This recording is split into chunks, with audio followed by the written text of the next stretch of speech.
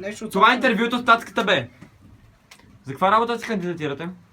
Лично ти каза менеджер, ама не знам. По-силно. Менеджер.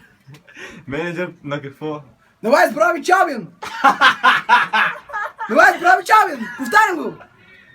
Смешно ли е? Ама те не са изпадали от лигата, нали? Какво не са? Не са изпадали от лигата, нали? Не са изпадали. Не са изпадали, питай коментатора, брат. Коментатора той нищо не знае. Алекси Сукачев, брато. Какво за него? Така че не са изпадали.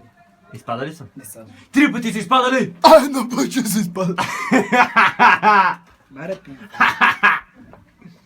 За здравето на Арсенал. За здравето на цялата фамилия. Това го пишеш като мента с спрайт. Че? Това е фантак. Какво? Фантак. Добре, искам да ми разкажеш някаква приказка. Кажи някаква приказка да знаеш. С него сме работили в Лес Бромич.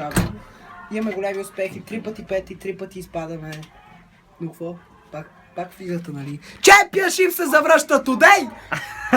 Чемпионшип е безгранична база.